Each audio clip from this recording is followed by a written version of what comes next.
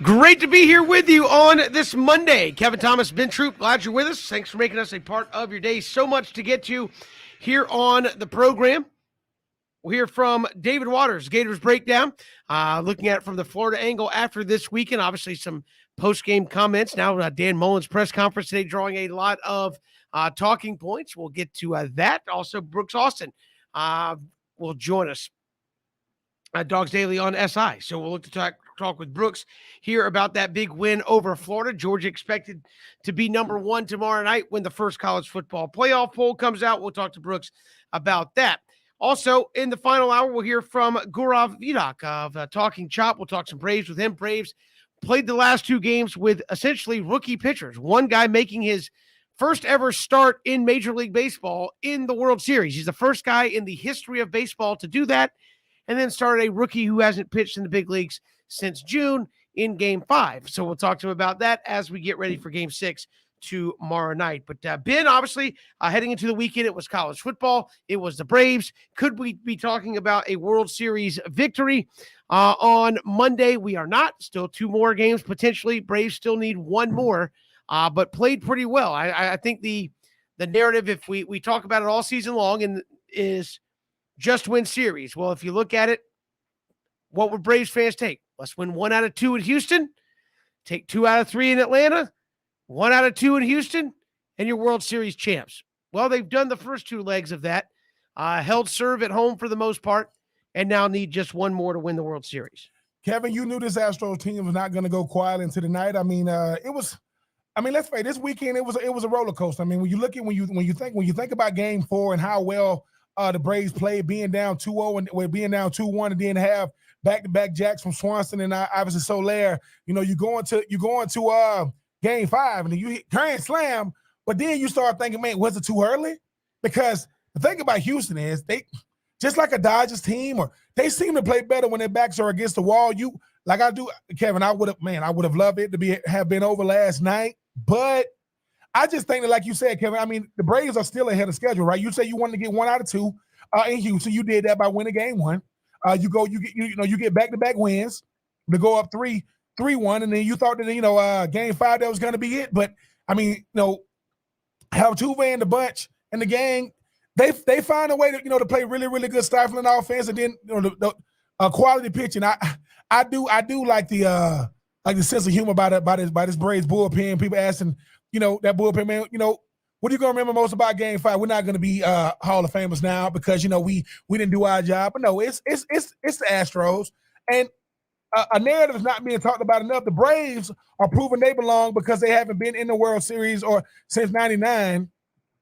And then you're talking about a Houston Astros team that's trying to show Kevin we can win without cheating. I mean, let's face it, until the Astros win without the scandal, people think they can only win because of the scandal. So you got two teams on two total different wavelengths trying to find a way to get over the hump. I know this Braves team, I hope they're not, well, it's too many different guys on this team to be thinking this is going to be, the NLCS in 2020 all over again. I don't see it being that. I just think that this is a Houston Astros team that understands that they didn't take this Braves team lightly. But Kevin, just like I know, having to beat the Braves 2 games in a row, that's going to be hard for anybody in this postseason. So I do like the Braves' chances moving, even though they got to go back to Houston. Yeah, again, going to Houston is not going to be easy. I still feel confident in this team, as you said. Grand slam by Duvall. Yeah, I was fired up. But again, you were dealing with a bullpen game where you were pitching a young man, Tucker Davidson. I mean, that's a tight spot. You haven't really pitched in the big leagues in a couple of months. You're still a rookie. You had to be wide-eyed. I mean, Dylan Lee the night before his first ever major league start. Hey, man, go get him. It's the World Series. And you could tell they were nervous. And so, look, in some respects, I'm like, let the Astros get it out of their system a little bit last night. BJ talks about this. I don't believe in it totally to that degree. But, hey, if they're going to knock you around, let them get it all out at one time and then move on to Game 6. You got Max Fried and Ian Anderson. As far as what you have left on your roster, this is about as good as you could hope for the Braves. Max Fried and Ian Anderson, your 2 best guys that are left in Game 6 and 7. So, look, I still feel confident in what the Atlanta Braves have in front of them. And, again, despite the fact that they've lost 2, it's not like the Braves haven't been able to score runs off this Astros team. They got 5 last night, for crying out loud. 5 will win you a lot of games most times. It didn't last night. So I thought the Braves, again, outside of the grand slam for a large stretch of that game, didn't really play all that well.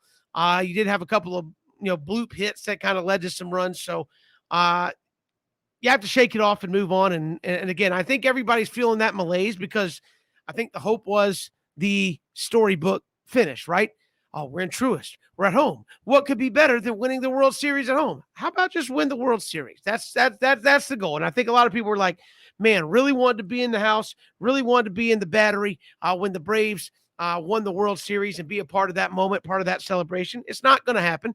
But now you have 2 chances to win 1 game. And the Astros have to win each game to finish it out. I mean, Kevin, it's going to have to be a Braves team that keeps the pressure on. I mean, baseball is different than any other sport because, 1 inning can really be the difference. I mean, people talk about, it's 9 innings, and people say, oh, if you go back to that, the bottom of the first or the top of the I think with the Braves is, go through the ebbs and flows, but understand that you got to be able to refocus each inning because Astros let the Braves, they can score in bunches. I mean, you look up, next thing you know, people forget. I mean, you start off with a grand slam, most teams, that's it. You spend the rest of the game, you lost the game 9-5. So this Astros team is very, very dangerous. Nobody's there, and guess what? They're in the World Series for a reason. But I think the Braves, while they are saying, "quote," we got 2 games to win 1, you don't want to make it that dreaded because the seventh game in baseball is just like the 7th game in basketball. Anything can happen, and nerves are kind of at an all-time high. And Kevin, obviously, it's easy for us to sit here and say, man, go ahead and take care of Game 6. But yeah, I think that this Braves teams understand the urgency of Game 6, keeping pressure, applying pressure to this Astros team, keeping pressure on those guys, doing it with the bats. Because the one thing I've been very, very impressed with, this Braves bullpen. Regardless of what hasn't happened, these guys have gotten each other out of jams. They've looked out for each other. They pitch exceptionally well. When you think about Kevin, this was the Achilles heel of the team all year. They have stepped up. Now they got to step up. I know I say this for every big game. One time in your life, Braves, step up and you can listen. And you can go into the offseason a happy team. Because guess what? People talking about what the Washington Nationals was able to do a couple of years ago. Hey, the Braves are ahead of schedule as well. And unlike Strasburg, they have pitchers that play every year, not every other year. So we'll see. But yeah, shout out to them Astros over putting, taking it back to Houston. We'll see if the Braves gonna, go ahead and clinch this World Series come tomorrow night. Yeah, absolutely. And again, I think if you're a Braves fan, stay confident in what this team has done. And it's a matter of, oh man, it's going back. Do you think this Houston team can beat this Braves team 3 games in a row? Because that's basically what they're going to have to do. And again, I think this Braves team down the stretch has been a much better team. They're still hitting the baseball pretty well on offense. I still feel pretty good about it. And you're going to start Max Fried in Game 6. Houston going to start a rookie in Game 6. So I think some things still tilt in the Braves' favor leading into that. But then we also had a big college football weekend. Big game in Jacksonville. Georgia beating Florida, a game that was close for about the first 25 minutes, and then it kind of fell apart. Or, either way, if you're a Dog fan or a Gator fan, you can say, hey, if the game fell apart because it was close and then it wasn't. However you want to look at that, it came down, great play, made there inside, the 10-yard line. Yeah. Against Florida by a guy we've seen play obviously there in Savannah way back when before moving on to IMG. Nolan Smith is out there balling. Yeah, and he ripped it out. Next play, Georgia scores, ensuing possession. Florida throws a pick, and all of a sudden you're saying, at least I did when I was watching it, Ben, I'm saying, look, this game's over. And it was right there before halftime. It went from 3-0 to, in the last 3 minutes and a half, 24-0? Yeah. Real quick, and you're saying, Florida's not going to be able to score that many points. I mean, you just knew the way Georgia played defense, they weren't going to be able to score that many points. Listen, shout out to the homie Adam Fisher. I can see you right here, Ben. You have to call it Georgia, Florida until next year after the beatdown this weekend. Know how our feelings go. No, Adam, you're right. Look, Adam, what Kevin just said. Look, you can't expect to beat a team like Georgia turning the football over. And just like I was saying, Kevin, with teams scoring in bunches, you 3-0, and you look up, it's 24-0 because you got 3 straight turnovers. You got a rip. You rip the ball out of Nolan Smith. Then the next play you scored, then the Kobe Dean with a pick 6. I mean, I just think that you learn a lot when you start a guy like Anthony Richardson. This Georgia, this you look at the box score, it doesn't really, what you don't show up, what don't show up is those turnovers. I mean, I think Florida outgained Georgia's offense, had more first downs. I don't know about the time of possession, but Georgia proved why, they're a great team. I mean, Stetson Bennett didn't play well. The Georgia offense, they played okay. Zamir White, great story about Zamir White before the game. I mean, had an incredible day on the ground, but I just think that if you are Florida, you learn a lot from a game like this. I know we're going to talk to Dave Waters a little bit later with Gators breakdown about, what the difference is not just the scheme, it's the players. It come down to recruiting. It come down to if I got better talent than you have and I got better players, across the board than you have, I got a better shot to win. But shout out to them dogs, man, finding a way to keep it going. Kevin, understanding that, look, I know every game they win with BJ with this market correction stuff. No, you know what market correction is? Jordan Davis, N'Kobe Dean, Nolan Smith. Those guys finding a way to go out there and get it done. So shout out to Kirby Smart and them dogs finding a way to be the standard, the gold standard right now. In the SEC East, and I think clinched again on Saturday, SEC East champs. I think for I think 3 out of the last 4 years. Yeah. So you're going to call it Georgia, Florida? I will call it Georgia, Florida, Adam. I am look. I eat a lot of humble pie. I don't like it, but I have learned to digest it and take it down, drink water with it. But Adam, yes, I will call it Georgia, Florida until next year. I gloated a little bit last year, but you guys got it this year. So hey, I'm not gonna be sour grapes over here, man. So shout out to them dogs finding a way to get a very, very impressive win against my Gators on Saturday. Yeah, we've got more to come here on 3 and Out. Speaking of the Gators, a lot being made of Dan Mullen's comments today. We'll talk to David Waters of Gators Breakdown. When we come back, it's 3 and Out all across the Southern Pigskin Radio Network.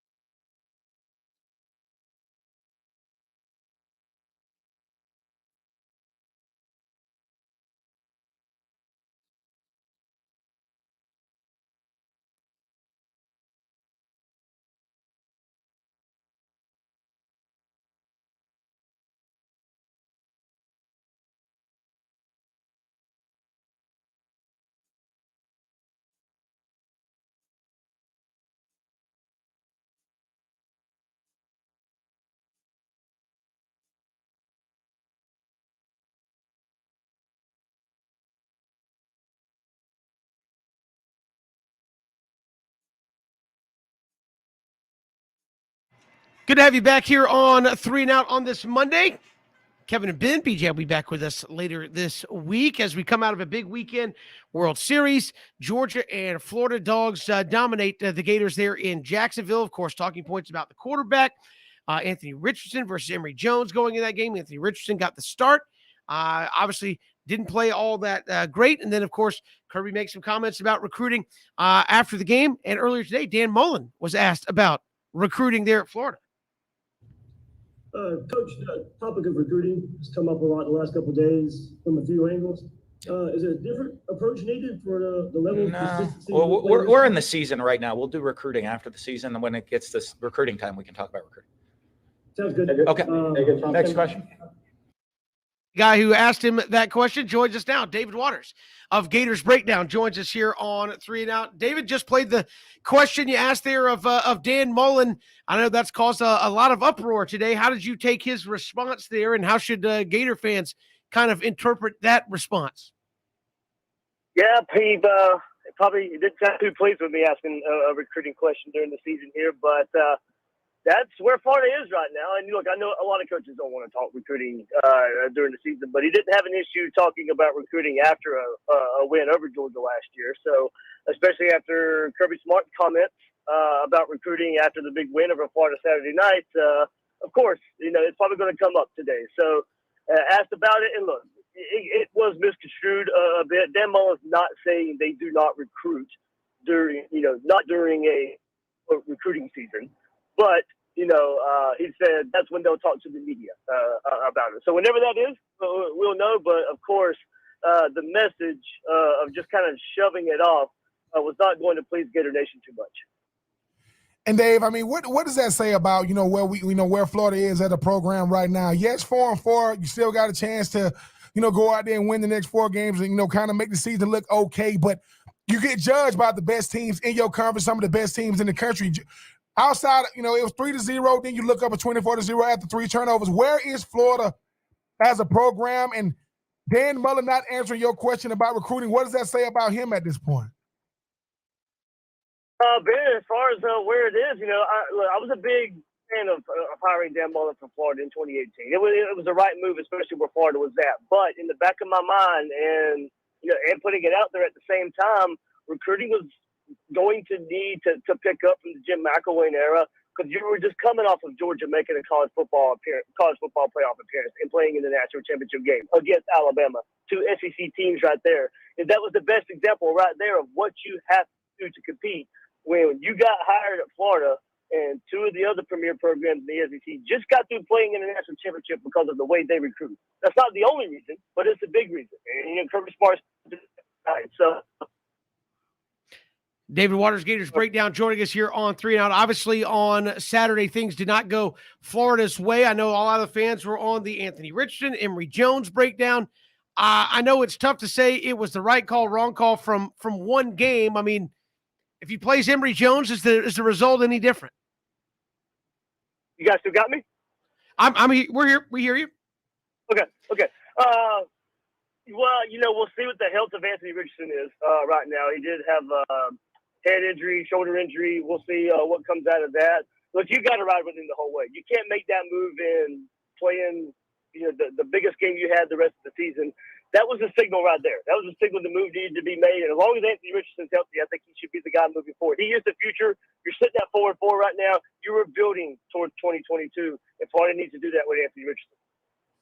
And Dave, I mean, obviously the game didn't end up the way Florida wanted it to. I mean, you still got some things that you can look at this coming out of this game. I mean, Florida had more yards from scrimmage than Georgia did. Florida, was able to have more first downs. Yes, you're going to come back to the turnovers, but Anthony Richardson was making his first start in the SEC against a Georgia team, a Georgia defense that doesn't give up hardly anything. I mean, what is something you could take away, not talking about the quarterback position and hopefully Dan Mullen is using, because as you mentioned, something you said on Twitter, you got to put it in the back burner because you got a South Carolina team that could definitely keep you back in that, have you right back in that L column. Yeah, but it's just about, moving forward. What positives can you take away at quarterback? Okay, he made his first start. He learns from it. You move that from there. Florida ran the ball okay. Damian Pierce looked good. And nobody's really run the ball a whole lot on Georgia this year. Damian Pierce goes in there and does some nice things in the running game, but obviously just limited to a young quarterback playing against the best defense in the country. How much can you glean from that? Only moving forward will we know what Anthony Richardson, the quarterback, takes forward from that, and how the team revolves around it. Does Dan Mullen now, with the schedule getting easier, go back to the run game? Because Florida should be able to run the ball. Or do you let the offense grow within your quarterback? I think that's something I'm looking out for Saturday night is how much of the quarterback, or how much of the offense is now quarterback-centric and not running back-centric. David Waters, Gators Breakdown, joining us here, and we talked a lot about a number of things here with Dan Mullen. How hot is the seat on Dan Mullen right now? I know maybe if he finishes strong, it's not the case. Maybe it's fans overreacting to the way they lost to Georgia, but where is kind of the hot seat meter with Dan Mullen right now? Yeah, I still think it would take a lot for him not to be head coach of Florida next season. It'd take a massive collapse. I just don't see coming. Florida's better than the 4 teams they have on their schedule, if you want to count a bowl game as well. He's on a hot seat for next year. I don't think for the rest of this year, the hot seat talk is probably too premature, but it does set up hot seat talk for 2022. He has a lot of changes to make on the coaching staff to appease some of the fan base, but also just to get better inside of his own program. So hot seat talk for 2021, not there yet, but it does set it up for 2022. And David, obviously, every single week, Dan Mullen is going to have to deal with the scrutiny if he wins or loses a game. People look at the season. I think it comes down to a couple of plays. The offense scored 42 points against LSU, came up 2 points short of tying the game against Alabama, and the offense just couldn't get going against Kentucky. If he's 6-2 right now instead of 4-4, is the scrutiny level still at an all-time high? Or is it just the fact that he's Dan Mullen? He's underachieving right now, being 4-4. Yeah, it's an inconsistency, man. You look at every week as something different, whether it be turnovers, whether it be penalties. Well, those two things have kind of shown up all year. But one game is the offense. One game is the defense. Now, Florida's still putting up a whole lot of yards, but it's those turnovers. It's those penalties that's killing Florida. What I think is hurting Florida right now, Ben, is the things that you've been able to count on, like the good coaching, the good game management, the clock management, playing up in big games that we just haven't seen this year, playing down to the competition. So a lot of things that you've been able to count on and the small attention to detail that Dan Mullen has brought to the table so far, that's not there this year. And that's why Florida sits at 4-4 and not 6-2 or 7-1, like you say. A lot of those things that Dan Mullen has built his reputation on, we're not seeing those things this year. You mentioned the defense there, David. Rate kind of their performance. I know they got short fielded at least a couple of times there by the end of the half. How do you think they played against Georgia there on Saturday? I thought they did about as well as you could ask, especially coming off that LSU performance a couple of weeks ago. Now, Georgia got some rushing yards and almost hit 200 yards in that department. But for what we saw a couple of weeks ago, coming off that LSU game, they fixed it to a point. And you would love to make them and love to see them come up with a big stop in the short field scenarios. But that was a lot to ask versus this Georgia offense there. So I thought they showed up. They did well enough. They did their part enough to keep Florida in it. This Florida Georgia game was a lot about what it always is to me, is getting off to a fast start. Florida has not been able to do that on defense ever since Dan Mullen and Todd Grantham came to Florida, and they finally got those stops. They finally got those stops early in the game, but the offense couldn't help them out. So I thought for what I was asking for this defense to do and how they needed to show and perform, I thought they showed up enough where Florida should have been able to get some points up and maybe put some pressure on Georgia for a change. Obviously, with the next game coming up, Dave, it's going to have to be a great showing for the offense because you see what his defense was able to do against a team like Georgia. How much of this is going to rest upon how Florida ends up the rest of the season? I know it's going to be about getting bowl eligible, but if they can be impressive these next 4 games, a quality win against a South Carolina team, maybe even a quality win against a Mizzou or a Florida State team, how much of this is going to be, hey man, we just didn't play our best against maybe some better teams not named Kentucky and LSU? Yeah, maybe off the field. Maybe it starts this week. Right now, we are hearing no more press for coaches and players this week. Dan Mullen would do his Wednesday SEC teleconference, but there are no more media sessions for coaches and players right now. So I think they're going into a bunker mentality. And maybe you could say that should have been done before now, but it does seem like it's a us versus the world kind of mentality. Maybe the press conference today plays some part into it. But it does seem like right now there is a do or die, us against the world mentality. And we'll see if, maybe shutting it down this week of all the outside noise, it's going to have to pay dividends Saturday night. Florida's better than South Carolina. Florida just has to go and show they're better than South Carolina, and not this 10-point win. Florida needs to go out there and make a statement because they haven't been on the winning side like they should have been the last few months, and go out there and get on the winning side, and maybe that's a spark for the rest of the season that this Gator team needs. And David, finally, I mean, I know, obviously, it's going to go viral with you asking the question to Dan Mullen, but Dan Mullen, year 4, you would think, I mean, everybody's going to go through growing pains. Dan Mullen, the same guy that said, we got a bunch of independent contractors last year when the defense wasn't playing well and this, that, and the third. Dan Mullen seems to be a guy that's good at deflecting blame. He doesn't seem to be a guy that likes to accept blame or understand that he is the biggest ambassador at $7.5 million a year being the head coach of Florida. Yeah, but I mean, look, no head coach likes to be questioned. And we through the fan base and through the media, his passion this year has been questioned. Then you had the recruiting remarks from Kirby Smart Saturday night. That was, of course, it was in a way a shot at Dan Mullen, and it should have been. We know how important recruiting is, so that's why he was asked about it today. And once again, kind of like you said, maybe deflecting a little bit. But we'll see. Maybe there's a look in the mirror that needs to happen, and not with just Dan Mullen, administration, all the rest of the coaching staff, the players as well. When you sit at 4-4, Ben, it's not just the head coach. It starts right there. But when you're Florida and you sit at 4-4, it's a program-wide issue right now. So there's a lot of looking in the mirror, starting with the head coach, the administration, the athletic director, and trying to get this thing turned around. David Waters, Gators Breakdown, our guest here on 3 and Out. David, appreciate the time. Thanks so much. Hey, thank you guys so much. Appreciate it. David Waters, Gators Breakdown, joining us here on 3 and Out. We'll come back with more. Brooks Austin set to join us all across the Southern Pigskin Radio Network.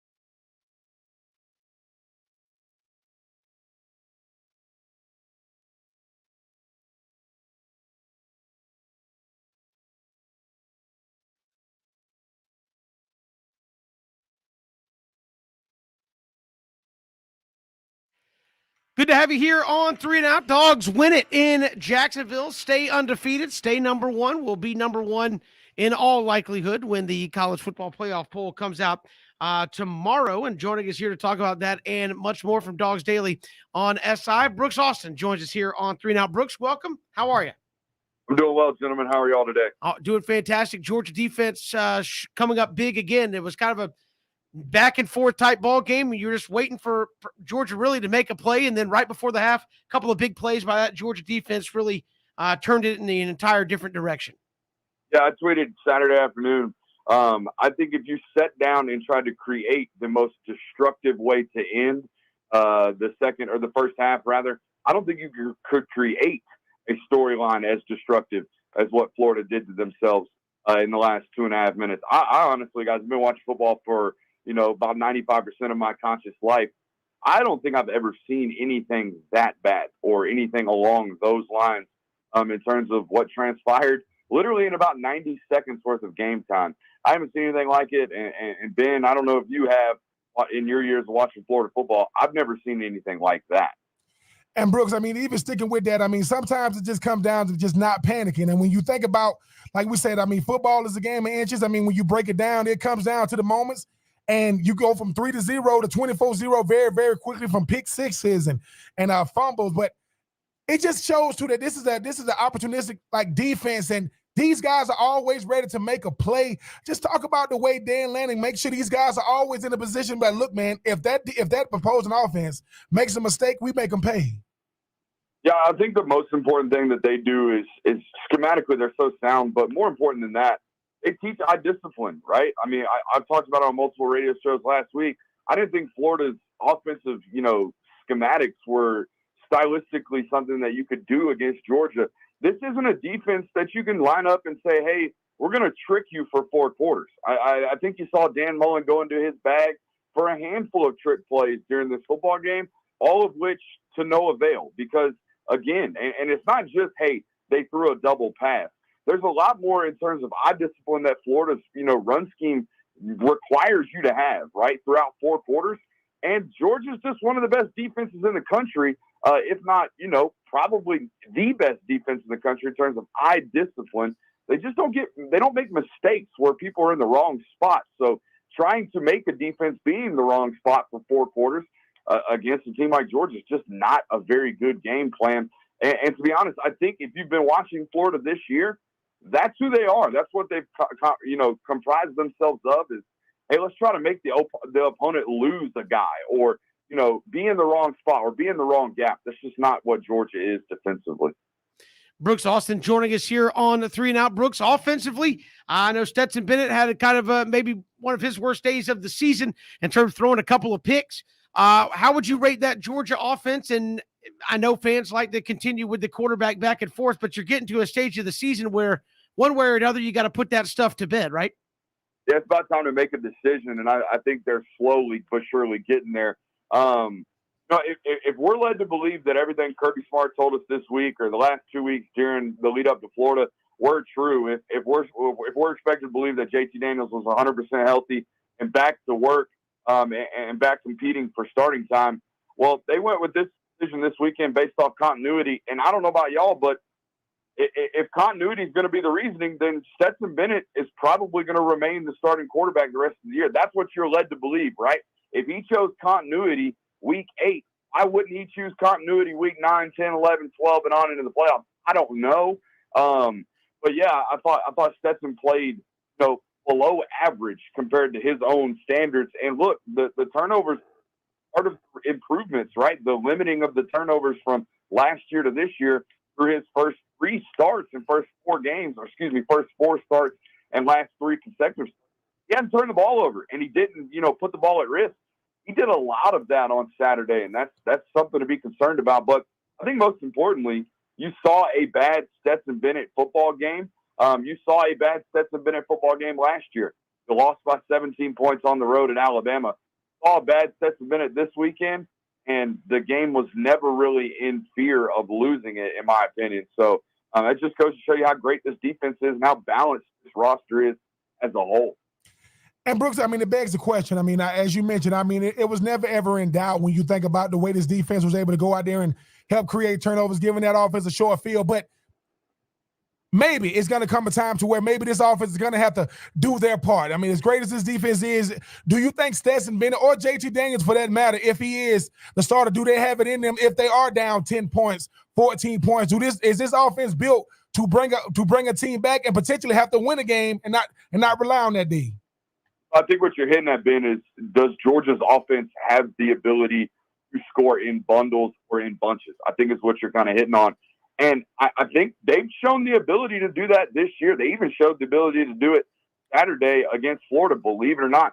They needed to score quickly, especially after that second touchdown, right? And they score on a 35-yard pass play to Karis Jackson against the defensive backfield from Florida now, who is, I mean, they're loaded with some NFL talent back there as well. So they're not, necessarily slouches defensively at the cornerback position, and they beat up on them when they needed to. So, yeah, I think, over the this year, up until this point, they've proven the ability to, hey, we need 10 points, we need 7 points, go get it.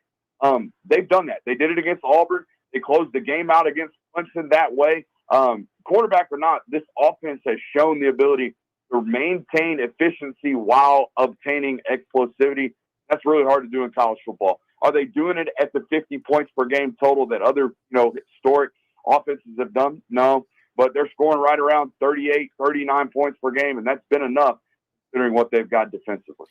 Brooks Austin, Dogs Daily on SI, joining us here on 3 and Out. And Brooks, I'm going to do what a lot of Georgia fans don't want me to do, and that's look ahead. The college football playoff comes out tomorrow. Georgia expected to be number 1 there. Missouri, Tennessee, Charleston Southern, and Georgia Tech left in the regular season.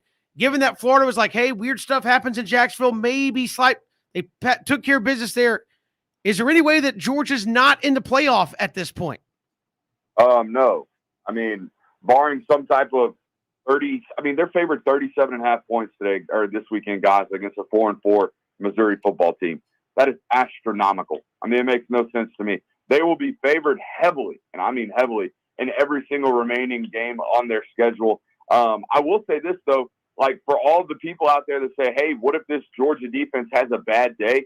The only remaining regular season game that I see where, like, hey, maybe the opposition puts up 21, 28 points, it might be Tennessee. Like, honestly, that's the only offense that looking at it right now is like, yeah, maybe they have a couple of explosives down the field. Maybe they have an opportunity to put up some points.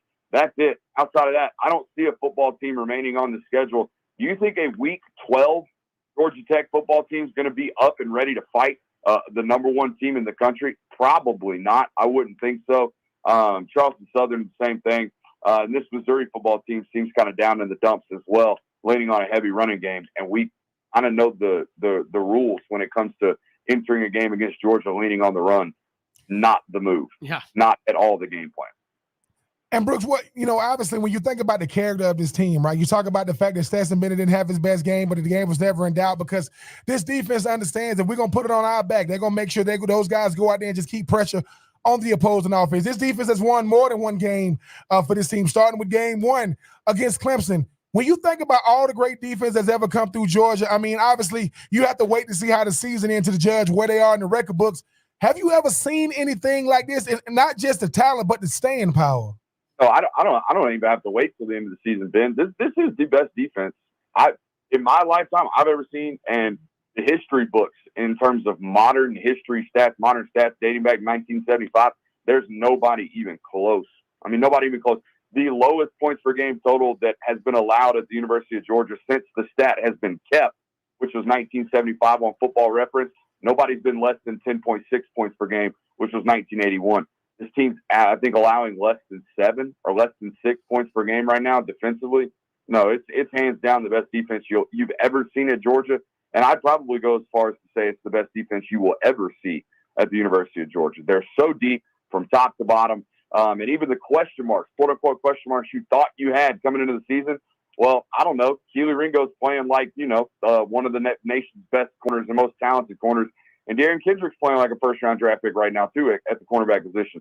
Chris Smith getting back finally healthy. Dan Jackson's been a really good surprise at the safety position. And Lewis Heen is playing like a top 60 pick in the NFL draft coming up as well. So no, you haven't seen anything like this. You won't see anything like this. Embrace it, enjoy it, and relish in it. And Missouri struggled with Vanderbilt. God bless them against this Georgia team coming up this weekend. Brooks, always a pleasure. We'll talk again soon. Thanks so much. Yeah, gentlemen. Brooks Austin joining us here at Dogs Daily on SI as, again, Georgia beating Florida. And as he said, Missouri, Tennessee, Charleston Southern, and Georgia Tech the rest of the way.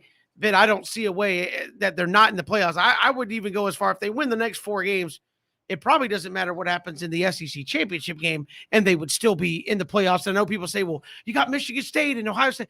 A lot of teams still have to play each other. I think some of that stuff's going to sort itself out. Georgia's taking, they've understand a lot of what goes on up there in Tuscaloosa, Kevin. They saying, look, we undefeated in the regular season. It doesn't matter who we play, in the SEC championship game. I mean, because they lost Georgia team. Even if they don't win the SEC championship game, that's the only game they lose. They're going to be in the college football playoff because they check all the boxes. National appeal, check. Powerhouse, check. Been in the national media before, during, and after the season, check. And they've been a usual suspect. Even though as far as like being recently in the national championship and being on the outside looking at being that 5th team, which is the hardest team to get in, Kevin, is that 4th team, not the first team. But yeah, I agree with what Austin said. I mean, this defense, wow. Some of the defense you've seen at Georgia, and you've seen some great ones. I've had the privilege of playing against some. I've never seen anything like this. I mean, Georgia's offense, to their own doing, scored 10 points. Defense led to those other 24 points. So, yes, Kevin, they're going to have that staying power. But, I'm just saying, I ain't taking nothing away from the Georgia team. If an offense can find a way to put points on the board against that Georgia defense, does that offense have what it takes to win a game for them? It is yet to be seen because you got to first prove you can continuously move the ball against those 11 roughhouses out there. Yeah, somebody's got to put points up first before anybody's got to worry about that. We've got more to come here. It's 3 and Out all across the Southern Pigskin Radio Network.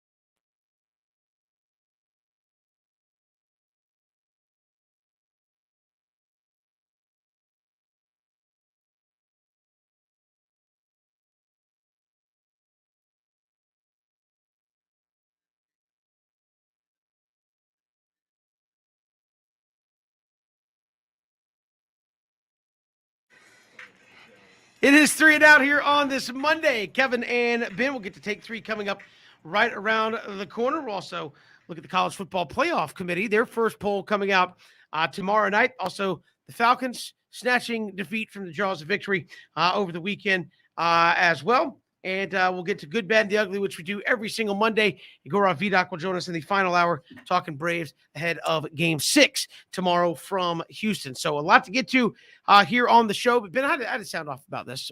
Georgia Southern and Georgia State squared off over the weekend, and Georgia State won 21-14. And, you know, it happens. The Sun Belt's tough conference. Georgia Southern having a tough go. But I have said this from the beginning. When Georgia State came into the Sun Belt, I was like, what is the first thing you need to do to make sure you fit in and you belong, right? And give yourself some cred. Create a rivalry. And I don't mean in the Yukon, South Florida situation where it's like, hey, we just made a trophy and that's what we're going to play for. Yeah. No, but you get some angst going between the fan bases and you're like, hey, that creates the excitement around the game. And I said, if you're Georgia Southern, don't go at Georgia State. It's Georgia State. They just got created out of thin air a few years ago. They don't have a lot of football tradition. In the old Turner Field. Yeah, you're Georgia Southern. You have 6 national titles. Don't do it. Don't do it. And I think after they beat them the first year, it's like, oh, yeah, we're the real GSU. You think you can come here, Georgia State? Then they lost the next year to Georgia State. And then this year, I'm seeing, you still go back and forth. It's like, Georgia State is not a rivalry. Georgia State is not a rival game. And you lost again. Stop saying stuff like that. You're 3-5 against Georgia State since you've played them in the Sun Belt. 3-5. Hard to say someone's not a rival when you can't beat them. And I'm just saying, I've said this from the beginning. Georgia State, you created a monster where one didn't need to be created. Just let them be. And now they're beating you more than you're beating them. Listen. I mean, at the end of the day, I mean, they woke up them Panthers when they didn't have to, Kevin. And you know, when you are a Georgia State, I mean, they did it the right way. Look, we didn't talk trash to Georgia Southern. Oh, no, they did. No, they did. But I mean, that's the right move. If I'm Georgia State and I have no football tradition, I'm going after everybody. Oh, we want a piece of you. We want a piece of you. Stink. I don't care. We want a piece. Like, you want to create that buzz right team. If I'm not mistaken, at Sun Belt Media Days, Chad Lunsford and Georgia Southern was right in front of a Georgia State sign. That is true. Yeah. Now, obviously, they did have to change that, and whoever that young intern was, or whoever, I feel bad for you. But it is good for football. It's great for the Sun Belt. But if you are Georgia Southern, I don't want to hear that. No. You are on you got to embrace it now. You are on the losing side of this rivalry, and you know the notion of now. Let me say something. The real GSU resides in Statesboro. I get that we ain't doing that, but Kevin, that does make it a lot more intriguing because hey, going up and down I-16, them Georgia Southern, because these young Georgia Southern Eagles, they don't know nothing about this rivalry already. They're on the losing end of it, so I get it. Listen. Word to the wise. Don't get to talking trash because Georgia State has more to prove than Georgia Southern. But right now, Kevin, Georgia Southern, they're on the losing end of this. Does anybody in the ACC run smack at Duke in football? No.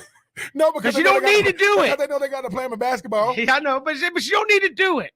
You didn't need to do it, Georgia Southern, and now you have to embrace that rivalry when you don't want to because you go out there saying it's not a rivalry, it's the stepbrother. There's nobody at their stadium. Well, guess their stadium has beaten you 5 out of 8 times. You better talk about it. I'm just saying. You better talk about it. I mean, and I don't even care who wins. I'm just saying. It's always something from afar that bothered me. It was like, why are you going after Georgia State? You don't need to.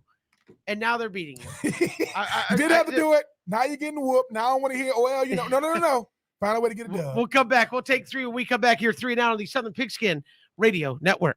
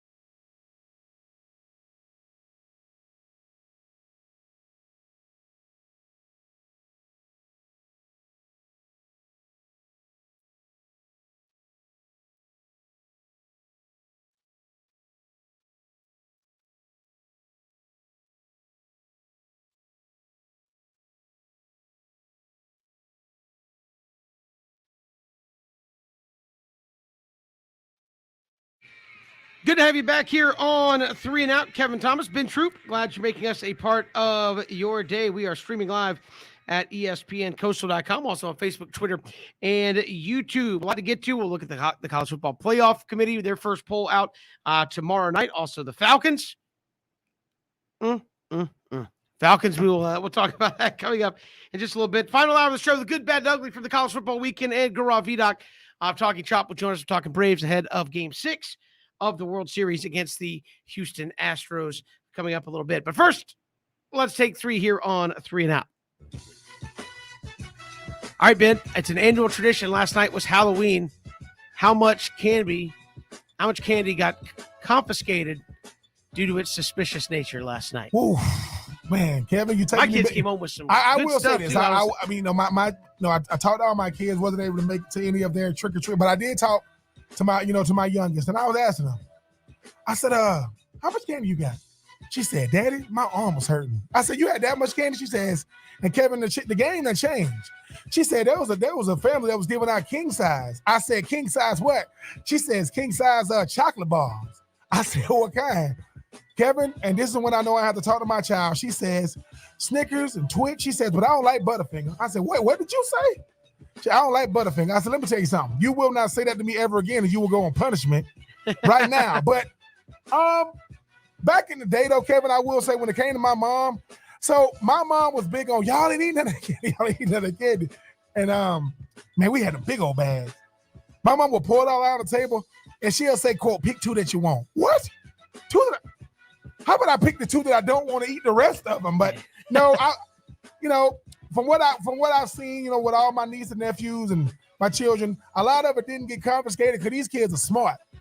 These kids, but I done put some in my pocket or whatever, so I'm gonna be able to get. I'm like, yeah, I'm gonna be checking underneath these pillows the next day because I can hear. I said because usually when you get off a pillow, I don't hear no little crinkling of a little candy wrapper. So maybe Kevin, they've gotten smarter than us. They let us think that they think they're good little kids picking a couple, but I think a bunch of them snuck a bunch of their pockets last night. Yeah, mine got a ridiculous amount. They actually came back to the house, dumped their bucket, and went back and got a little bit more. I'm like, what the world's going on? So no, they had good. And the first thing my older son said to me when he comes back, Dad, nobody's giving out any Butterfingers, so you don't even need to look in my bag.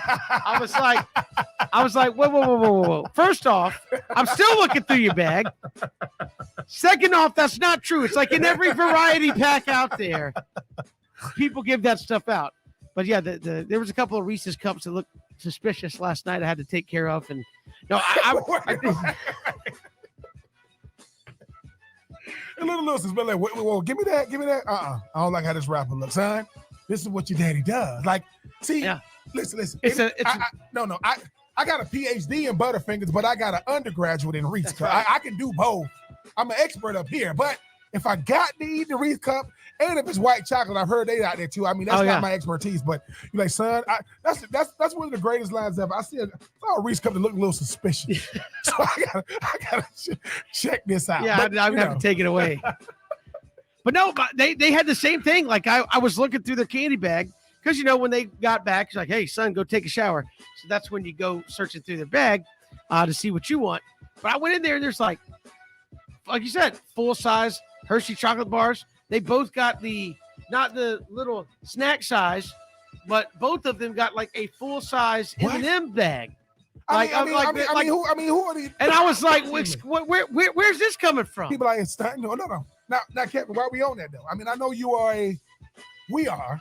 Yes. A Butterfinger. We are Butterfinger enthusiasts. I love Mr. Goodbar. It's when you're thinking about these candies and what may have you.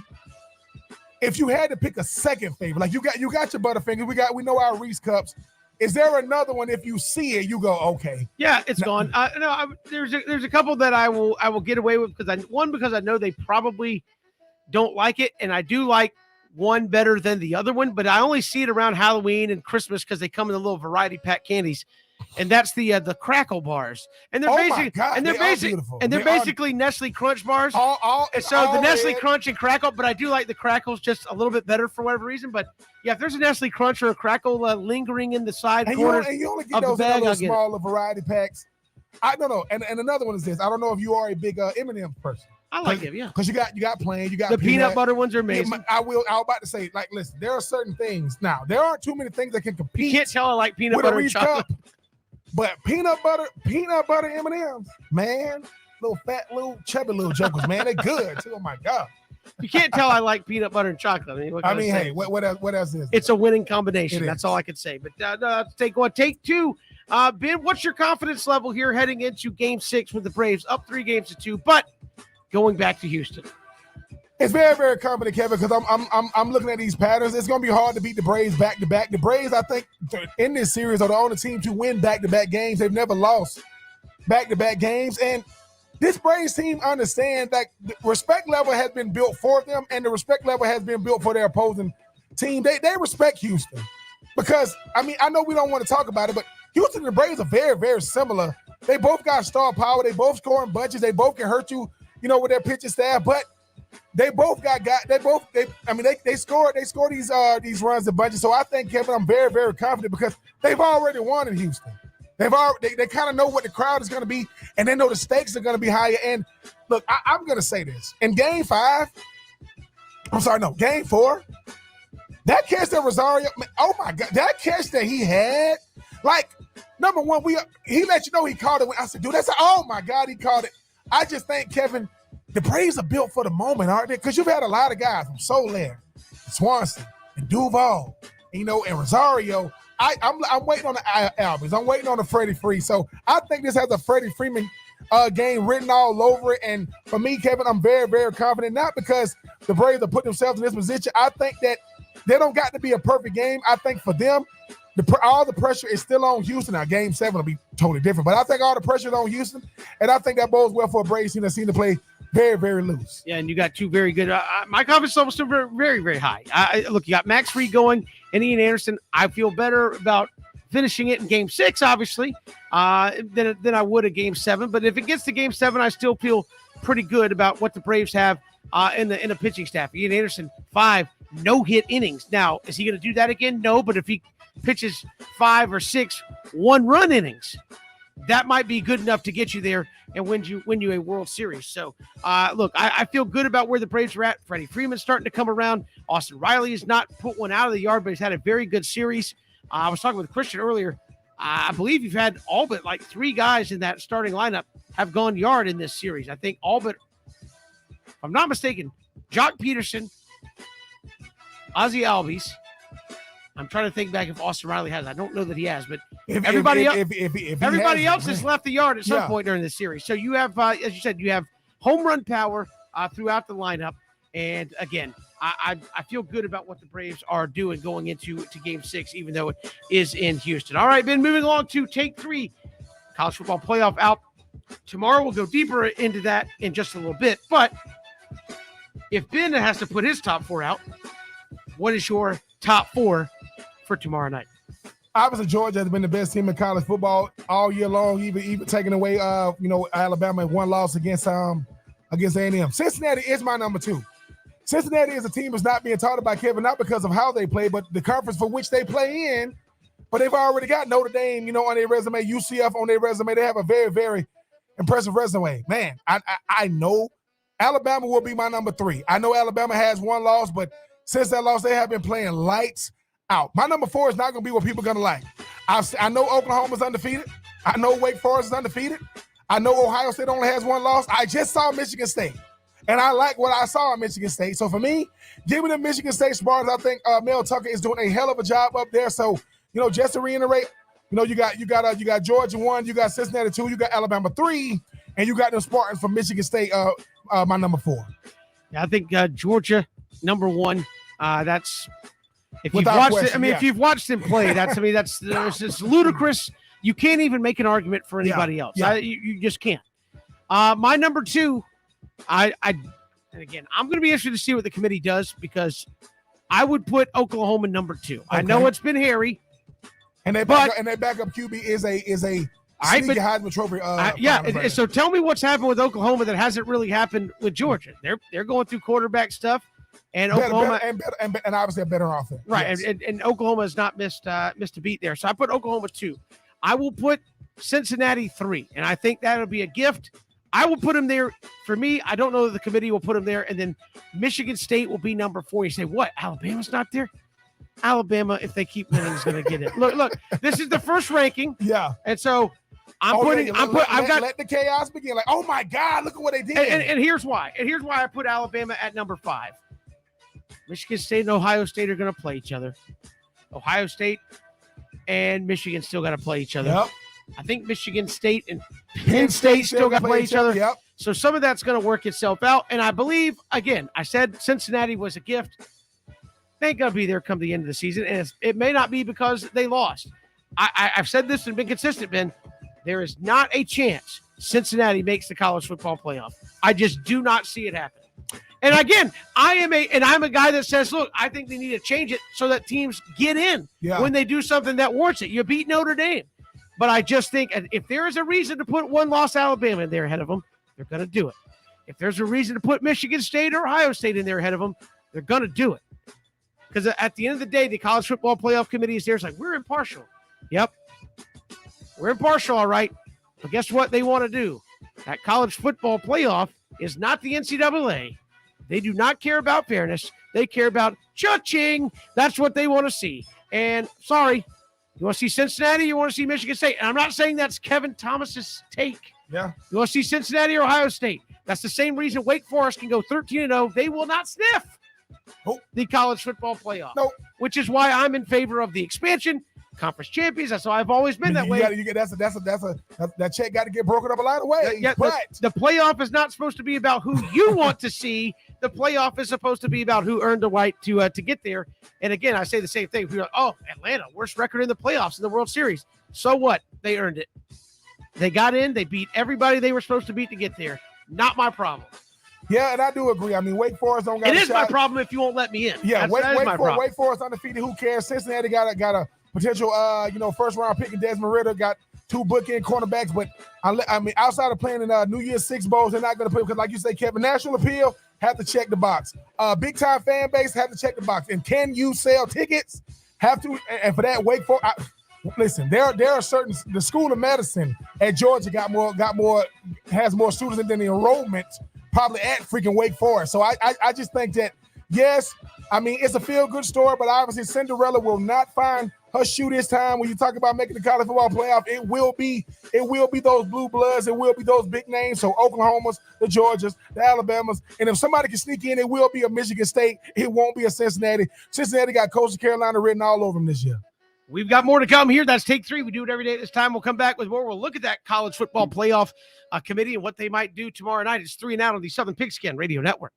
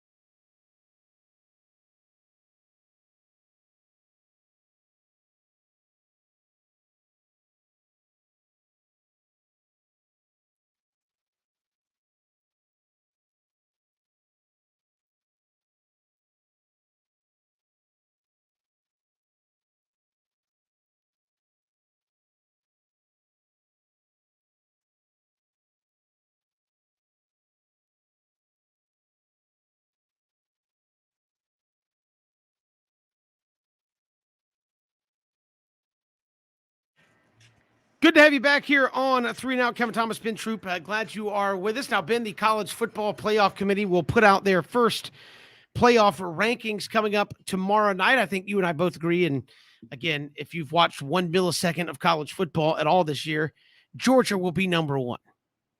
All right, we all know that. There's no drama in that. Now the fun begins. Who's number 2? A lot of people say, oh, maybe Cincinnati. Cincinnati's done. And again, if you go by the body of work, maybe that's potentially true. I think it'll be real interesting because, again, to me, the outlier in this is where's Cincinnati and where's a team like Michigan State, who is undefeated at this point. If Michigan State stays undefeated until they play Ohio State and lose that game by a close score, and that's their only loss, how do you parse that against Ohio State losing to Oregon?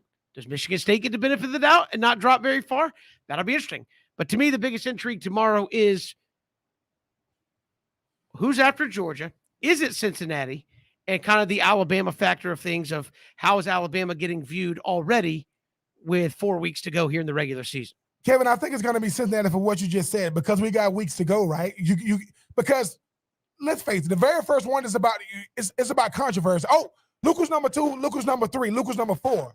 Georgia's going to be number 1. Then I think Cincinnati could be number 2 because, as you mentioned, Kevin, Alabama's out because Alabama's going to get a chance to decide their own destiny down here late. I think that do you put Oklahoma in number 3, or do you put a Michigan State in number 3?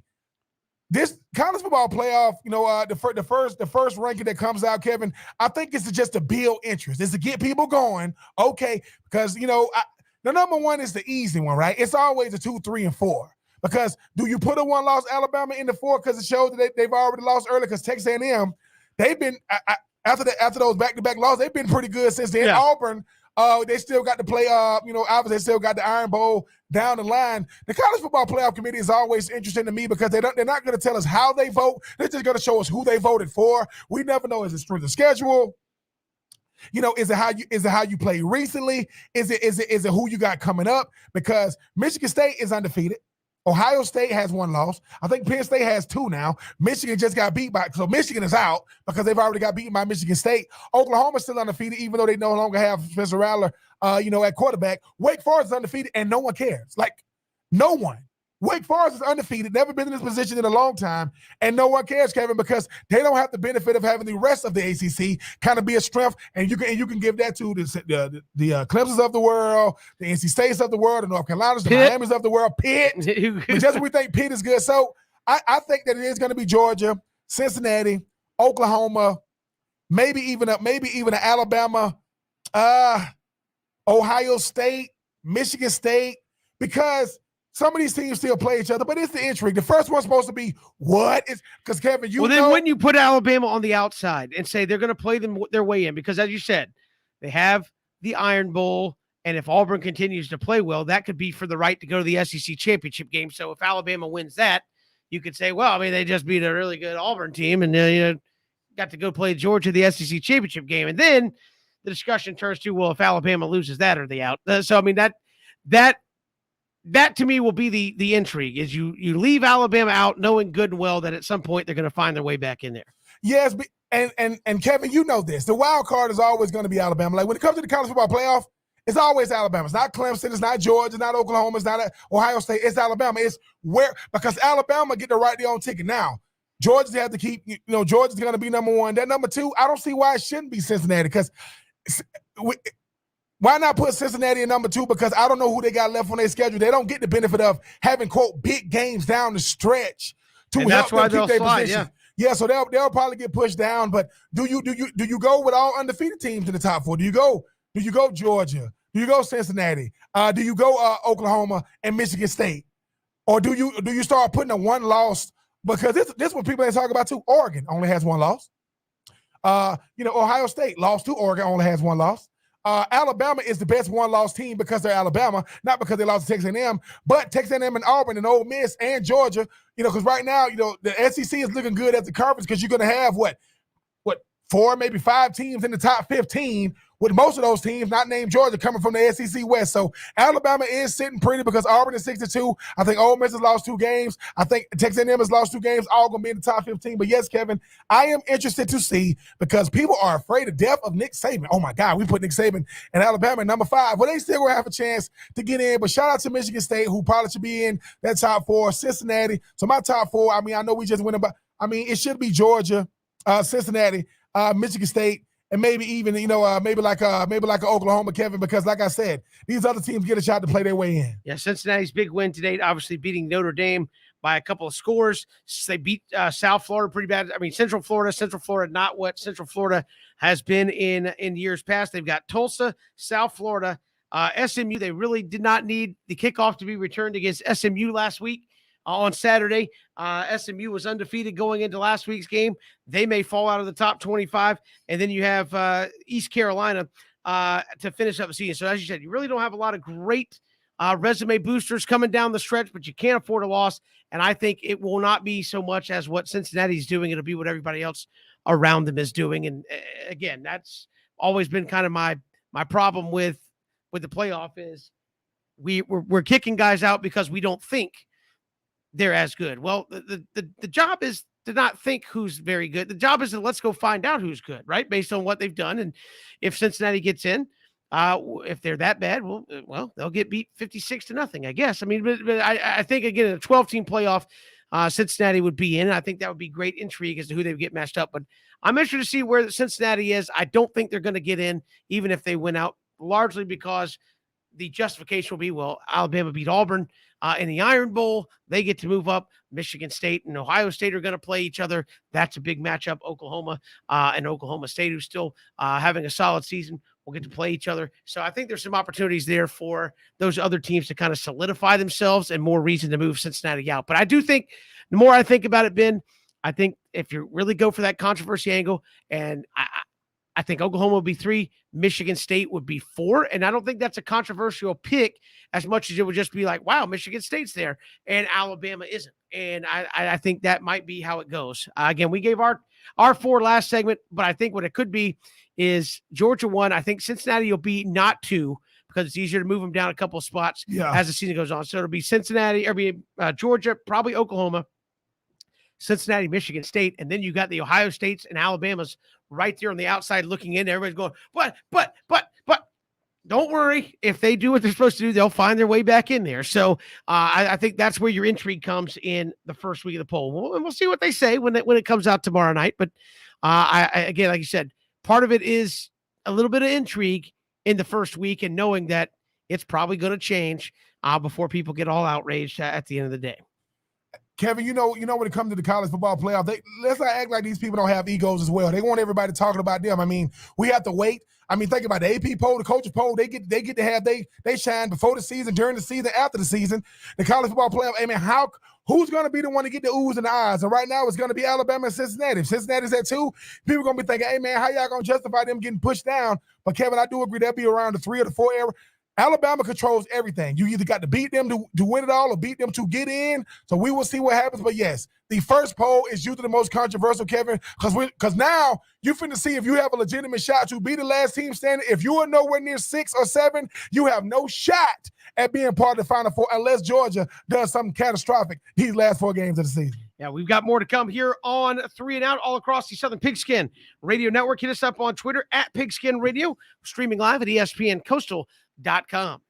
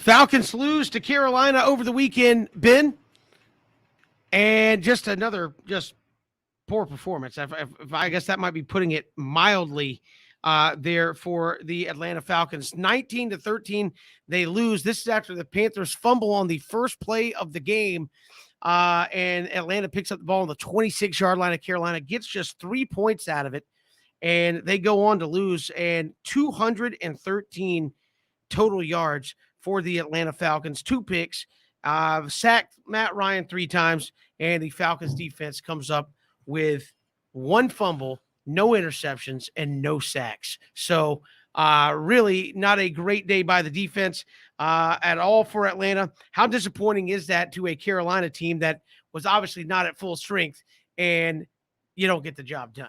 It just shows how far this Atlanta team has to go. I mean, you can't put 2 good games together. You think about an Atlanta team that shows a lot of promise. And listen, they are led by their offense. Cordell Patterson is a do-it-everything receiver / running back. I mean, a guy that has to go out there and make plays.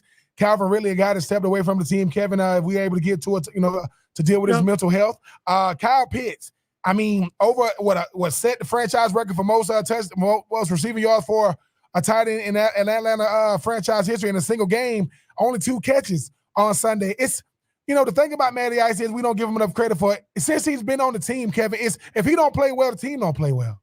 Like if he don't go out there and just give you 350 yards passing, 4 touchdowns, no picks, and keeps the offense, afloat, they can't win games. You cannot count on this defense to give you anything worthy and anything consistent. So I just think that this Atlanta team is still trying to figure out how to win. And Kevin, it goes back to what we said in the preseason.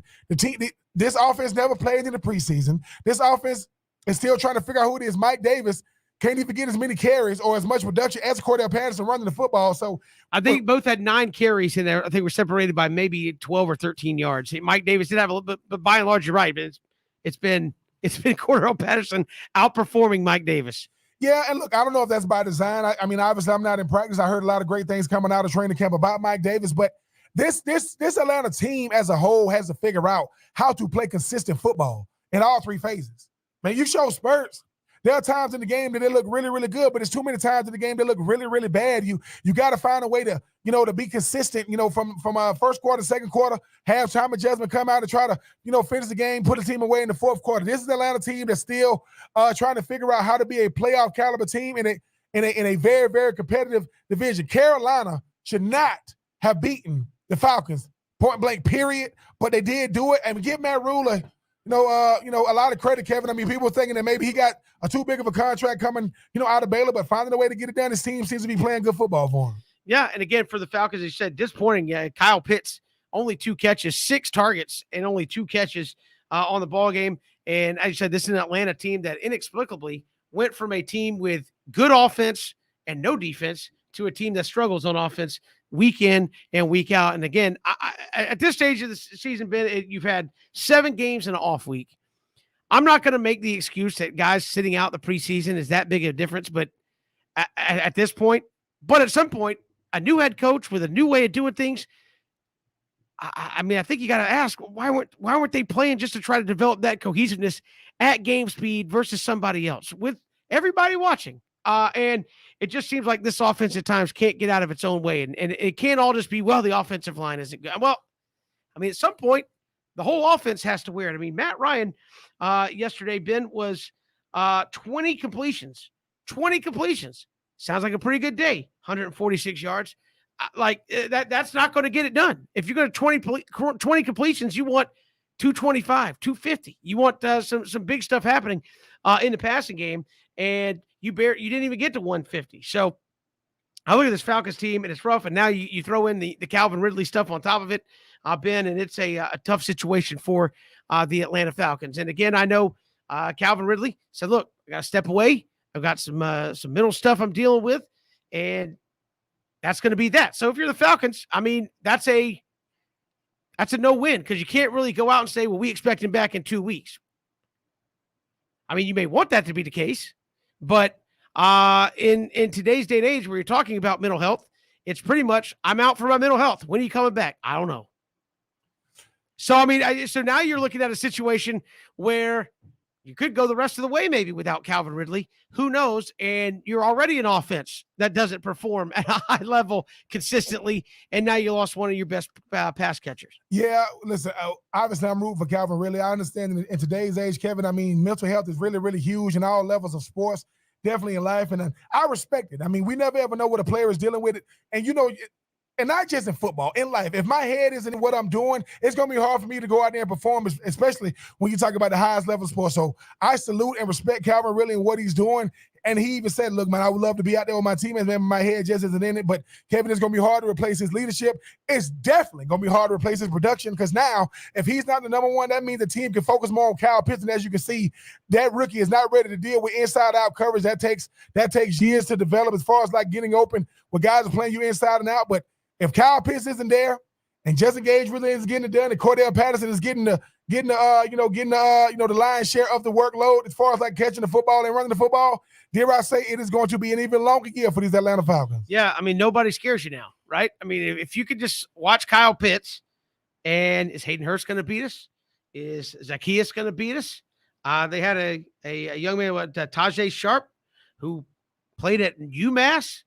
That was your leading receiver yesterday. But again, you don't have anybody that's kind of making you game plan for him on that Falcons offense other than Matt Ryan. And you're saying, well, we can limit who Matt Ryan's able to get the ball to. That works in our favor in a big way. So you've gone from an offense that I think was pretty scary and dangerous to one that I don't think is at all. And again, a lot of your guys you counted on to be playmakers aren't at this point.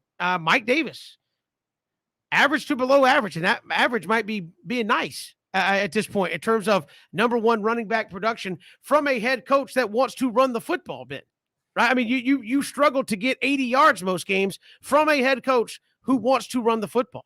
It's gonna be rough, Kevin, because it's gonna have to come through offense. While this defense shows some life, Mike Davis has to be the bell cow. Cordell Patterson, I mean, I got to look at his usage rate. This dude got to be trying to get electrolytes in him after the game and all kind of stuff because he's missed everything. I mean, so I just think that when you got a very, very young offense with a bunch of veteran guys that's supposed to be contributors without Calvin Ridley and your best receiver is arguably a rookie, it's going to be a long season for a retooled offensive line and a defensive line that can't get consistent pressure. Too many guys playing good football in spurts, not enough guys playing good football in unison. We'll see what happens. But Kevin, just like I know, Arthur Smith no longer has Derrick Henry. You have number 84 running the football, looking good when he can, but he's also out there catching the football as well. We'll see. But as you can see, Kevin, the Saints beat the Tampa Bay, and Carolina just beat Atlanta. So it's going to be a very competitive division with Atlanta staring at, finishing last in it once again this year. Yeah, I mean, and again, it's you just look at it, and again, I think you start looking. Again, I'm not saying coach on the hot seat. We're not even one season in, but I do think it's fair to question Arthur Smith and say, look, why didn't more of these guys play in a preseason? Why haven't we been able to come up with a game plan? I'm not saying you should win every game, but why haven't we been able to come up with a game plan that allows you to be more effective offensively? And again, you look at the points per game for Atlanta. It's come way down from the heydays of Matt Ryan, Julio Jones, and those guys throwing the ball. And what can you do to make this offense go? You're relying on a wide receiver / athlete to be your running back, your feature back at this point. What else? And Mike Davis was the guy that Arthur Smith been advocated for, right? He's like, Mike Davis is my guy. That's the guy I wanted here running the football, and he has yet to really fill that feature back role. So I think it's fair to at least ask questions of Arthur Smith and say, look, what can we do? What are we not doing to maximize our offense? Because you do have weapons, but each week it seems like it's just a struggle to put points on the board. It is, Kevin. And the thing about Arthur Smith is, I mean, let's face it, we didn't know how good of a play caller he was because you did have Derrick Henry, you did have A.J. Brown, you did have Jonnu Smith. You had a 2,000-yard rusher and a 1,000-yard receiver and a tight end that was definitely top 15 in the league. And right now you have a rookie who, while he had 163 yards, his only touchdown in the NFL was overseas in London. So all I'm going to say is you're going to have to go out there and game plan. Calling plays is an art. And just because you've been able to do it with a team that had a 250-pound running back, you no longer have that. You got a 230-pound receiver, but he's that running back. Mike Davis is supposed to be your bell cow, and Matty Ice, something we talked about, Kevin. I mean, he got he's at more of the twilight of his career, not at the highlight of his career at this point. They still got time to find ways to get it going, but not having Calvin Ridley in that offense is definitely going to hurt everybody because he opens up the field and stretches the field better than anybody on that offense right now. Certainly does. We've got more to come here, 3 and Out, all across the Southern Pigskin Radio Network.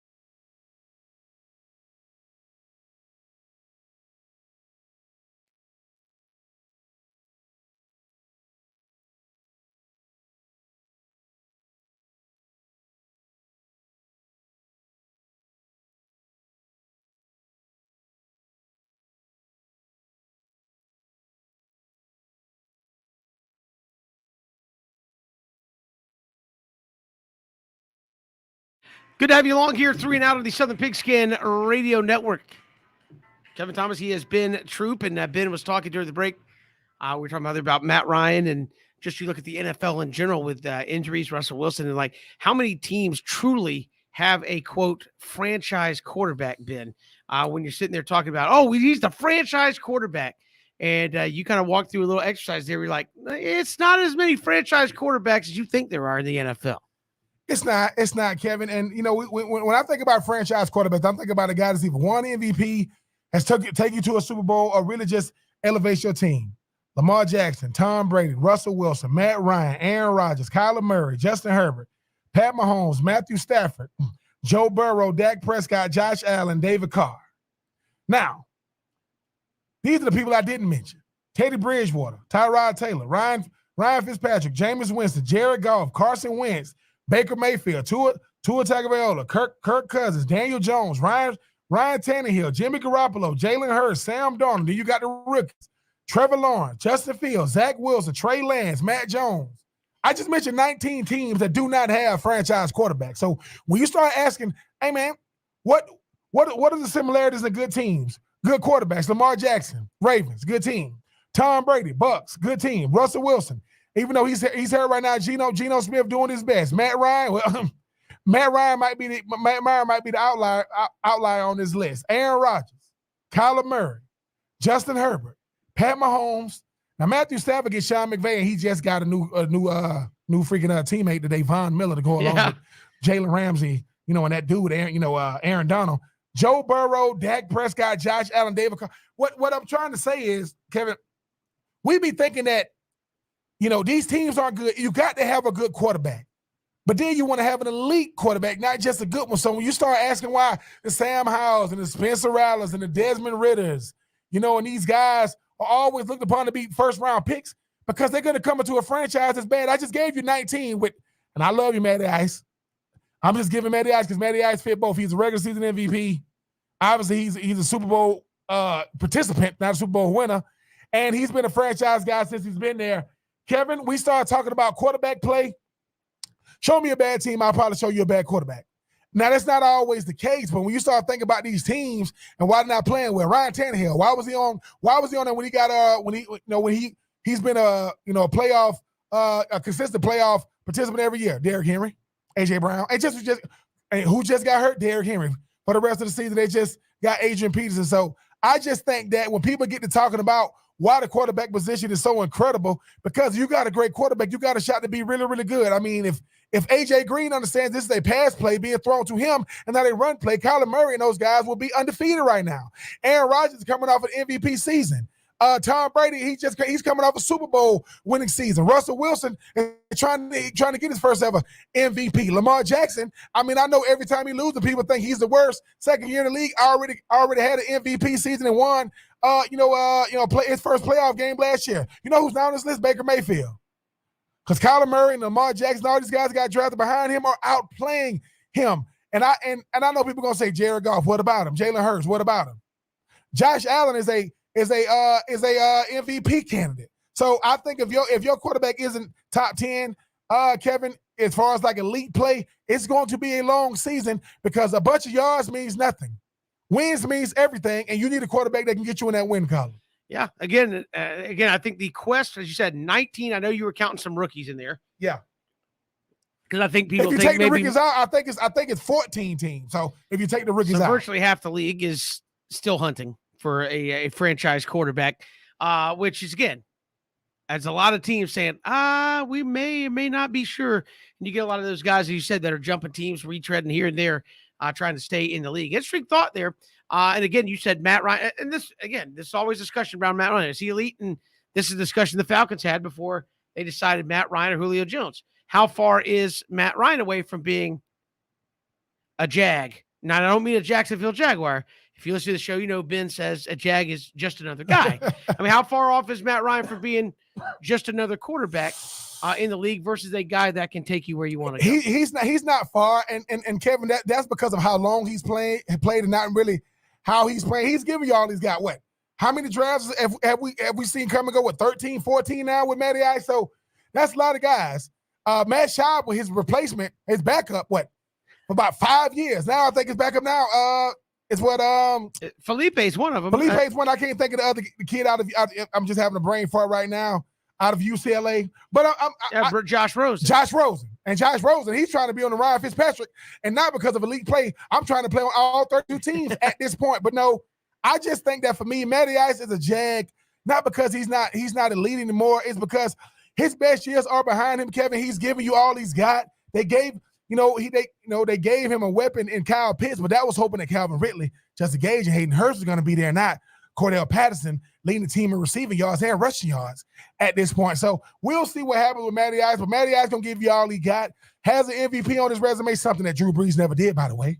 For those of you who don't know, Drew Brees never had a regular season MVP, but one thing Drew Brees does have is a Super Bowl championship. I don't think Matty Ice is going to sniff the playoffs, not even the Super Bowl right now, Kevin, but yes, he's still about a year away from being a Jag because I think he's giving you all he had, but I think Matty Ice's replacement is either in this year's draft, definitely in next year's draft. You said 14, not counting the rookies, and again, some of those will fall into that category of not franchise quarterbacks. You just trying to let it play out and see. I mean, is Trevor Lawrence a franchise quarterback? You have to wait and see. He's on a bad team that's looking for some talent. So I think there's a couple of guys, but it's interesting when you talk about we're looking for the franchise quarterback. Well, there's only a handful of teams relatively that have the lockdown. We feel good about this guy regardless, franchise quarterback in the National Football League, and it's more like a third of the league feels good about it, and the rest of them are hunting around trying to figure out what's going on. Yeah, Kevin, I think at the end of the day, we'll see what happens with Matty Ice. But yes, Matty Ice, you will never be a Jag in my eyes, but you will be a Jag in real life coming up here real soon. Is that an offensive thing? It's like, hey, It's not. I mean, Kevin, think about this. Sometimes we look at the word has been the wrong way.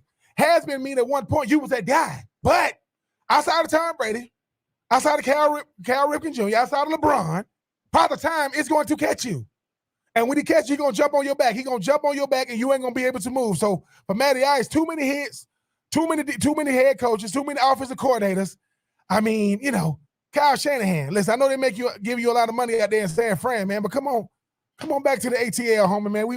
We miss you in the Flowery Branch because him and Matty Ice were a match made in heaven. Yeah. But I mean, when they give you $6 million a year, he got to move on to greener pastures. That's tough to walk away from. We got more to come here on at 3 now. We'll get to the good, the bad, the ugly from the college football weekend. Gaurav Vidoc will talk Braves ahead of Game 6 with us here on the show as well. It's 3 now on the Southern Pigskin Radio Network.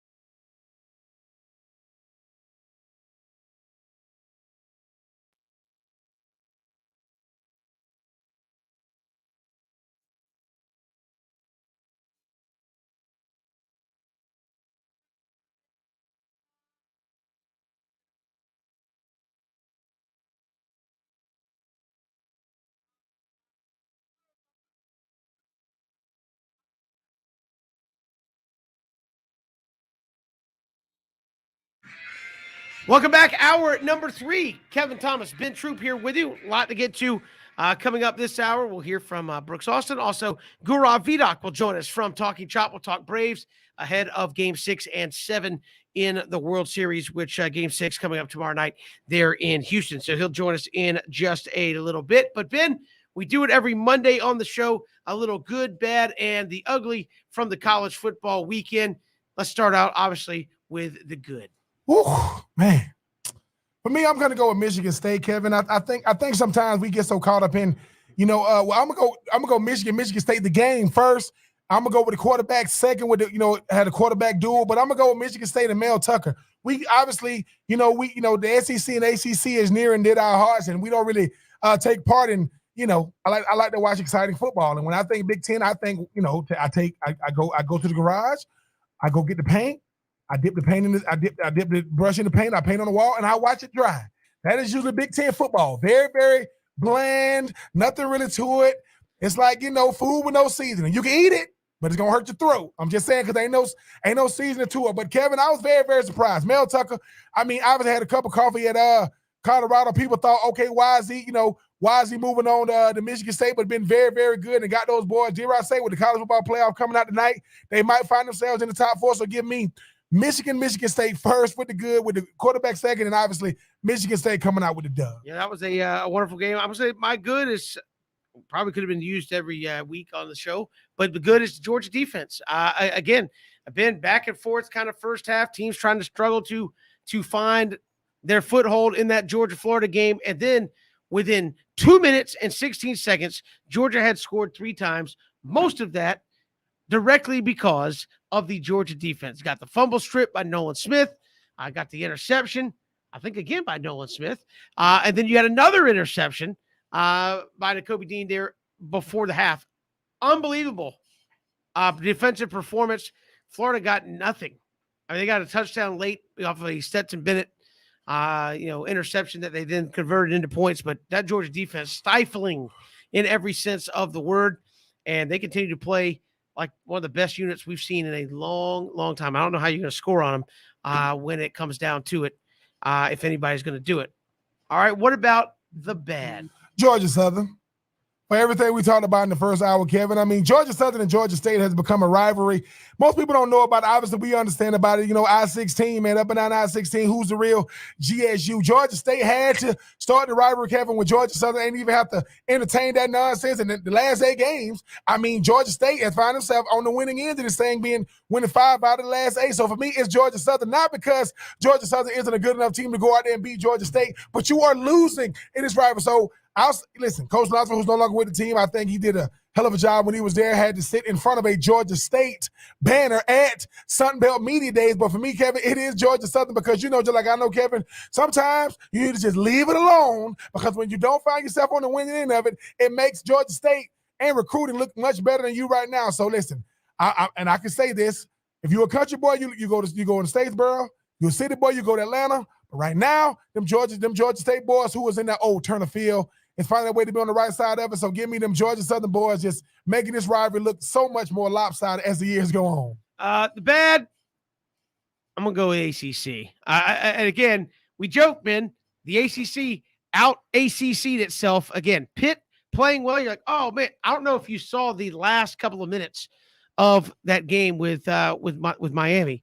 So Miami completes a pass, I believe on 3rd down. They would have had to punt the football. And they throw it to a tight end. He goes across the 1st down marker. The ball is stripped, and it fumbles backwards, and the ball goes out of bounds almost exactly at the first down sticks.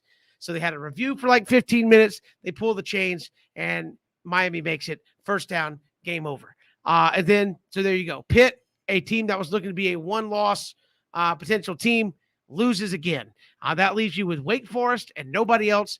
Wake Forest did dominate, but again, Clemson and Florida State was kind of a back and forth, ugly ordeal in that game. So yeah, the ACC, bad again over the weekend, where you just had a chance. I think Virginia played BYU, and they gave, it was like 600-700 total yards of offense in the first half. They hit the over in the first half of that football game, and I think BYU ended up winning. I think they scored like 60 points, and Virginia had over 40. It was unbelievable. Virginia loses the game. So bad on the ACC. All right, what about the ugly? The ugly for me, I'm going to go to the NFL today, Kevin. I'm going to go to Carson Wentz. Okay. Carson Wentz, as we remember, came out of what I think was a South Dakota State number 2 overall pick. Was a MVP candidate. He tore up his knee, won the Super Bowl with the Eagles, Kevin, but it was Nick Foles and not him. Signs a big deal. Second year, 2 years within that deal, he gets traded. Pennsylvania is headed to Indy. People go, oh man, what does he do when he first get there? He's hurt, makes the first couple of games of the season. He's already dealing with injuries. But then it was Saturday. They're coming out of their end zone. They run a tight end screen. This is the rule with the screen. You have 2 rules. If the screen is sniffed out, you throw the ball in the dirt. If he's wide open, you throw it to him. That's it. That's the only 2 rules. That is it. If they sniff it out, you throw the ball in the dirt because you don't want they saw what you was doing. And if it's not there, throw it in the dirt. And if it is there, give him the block. That's not what Carson made up a rule. Carson is right-handed. The Titans sniffed it out. He's getting ready to get sacked. So what does he do? He's ambidextrous, or whatever you call it, ambidextrous, whatever you call it. He switches to his left hand, tries to throw the ball. The ball gets tipped and picked for a pick 6. But that's not enough. Because he got a mulligan. They go down the field. They score with seconds left. They go to overtime. This time, with his right hand, he throws another pick, and the Titans go down with a short field, kick the field goal, game over, 34-31. All I'm saying is, Mr. Wentz, you might not be the player. I know you got Dan Orlovsky and all these people on network television going to bat for you. I don't care. The eye in the sky don't lie. You can't even throw it with your right hand. What the hell you throwing it with your left hand for? So for me, the ugly is Carson Wentz. Because Kevin, because he makes a lot of money, he's gonna be the starter no matter what. Because if there was ever a benchable, excuse a play this weekend, it was Carson Wentz. I'm gonna show it to you in the break. It is awful. So for me, give me Carson Wentz. It is ugly. My ugly Kentucky football. Again, I'm saying, but they've been so good here in 2021. Their one loss was to Georgia, and you're sitting there thinking, hey, Kentucky might be making a case for a New Year's 6 game, saying, look, our only loss is to Georgia. That's probably not good enough to get us into a college football playoff discussion. And then you go to Mississippi State, and you turn the ball over 4 times. You have 216 yards of offense against Mississippi State, and Mississippi State holds the ball, a team that is known for passing and throwing short passes and not necessarily caring about ball control. You let Mississippi State hold the ball for 41 minutes. 41 minutes, and you lose 31-17. Kentucky football, you are this week's ugly from Kevin Thomas. Because, again, I just want to say, I get excited when teams like Kentucky and Wake have seasons like this because they put it together and they have a chance to make something happen. And then you go and lay a stinker like that against a 4-3 Mississippi State team who, again, clock control, not something that Mike Leach is known for. 41 minutes they held the football against Kentucky. Kentucky had the ball for 18, and they lose. And now you're a 2-loss team, and you still got to play Tennessee, who's historically had your number. And again, I'm not saying Tennessee is back or whatever, but they've historically had Kentucky's number, and you got to play Tennessee this week with their up-tempo offense and all that.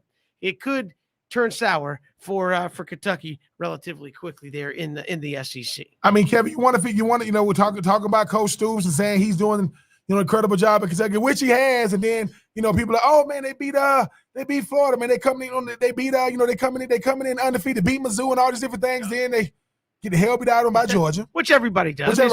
But Mississippi State, Kevin, I mean, it's always, let's face it, Mississippi State is fighting to get the 6 wins, trying to be like maybe the 3rd or 4th team in the SEC West and trying to win the Egg Bowl. And now they beating 31-17 against the Kentucky team that everybody thought was on the rise. So yes, Kentucky, you are the ugly this week, and Carson Wentz, you ain't far from it because you ugly as hell too. So don't get it twisted. But yes, Kentucky found a way to get. Kevin is getting closer to the basketball season, and we all know Kentucky is a basketball school. John Calipari gonna have the #1 recruit in And the McDonald's All-American, he's gonna be a one and done, and they're not gonna make the tourney this year. And then I was going to add just one more quick category that just plain sad, and that's Vanderbilt. You had your quarterback throw for 122. Your quarterback ran for 152 yards on 14 carries, and you still lose 19 games in a row in the SEC, largely because, well, Missouri had a running back. And we don't make excuses at Vanderbilt. Oh, they better start because it was bad. Tyler Batty, 254 yards on the ground, and Connor Bazelak, 218 yards throwing. Vanderbilt, 19 straight SEC losses. That's just sad. Listen, Arkansas sent Vanderbilt a tweet. It said, wow. I'm just saying. We've got more to come here on 3 and Out. We'll talk with Goran Vidoc ahead of Game 6 tomorrow night for the Braves in Houston, and we'll look at how the Braves got to this point. And if you're going to question Brian Snicker, Games 4 and 5 pitched two guys. One is first ever Major League start, another who hadn't pitched in the big leagues since June. Why'd you do that? We'll get Gourav's thoughts on that when we return here on 3 and Out on the Southern Pigskin Radio Network.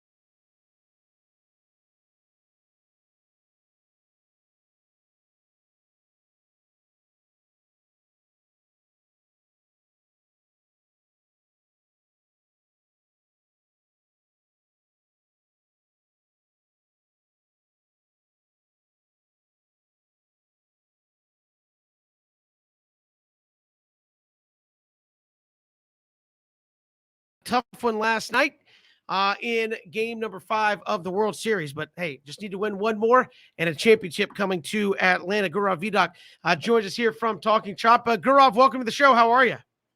I'm doing well. Happy to talk about the World Series baseball. Absolutely. And again, I know you've seen a lot of the Braves prospects and things of that nature coming through.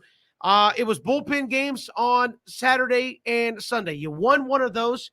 I take that as a win, but kind of walk us through the decision of Brian Snitker to open the game on Saturday and Sunday, one with a guy in Dylan Lee who had never started before in the major leagues and his first starts in the World Series. He's the only guy ever to do that, probably for good reason. And then you have Tucker Davidson, who hadn't pitched in the big league since June, due to injury, starting the baseball game there last night. Yeah, I think the Dylan Lee, the Dylan Lee strategy was an interesting one. I think the main reason is they wanted Kyle Wright to pitch a majority of the game, and we've seen in his past that Kyle hasn't necessarily started games really strong.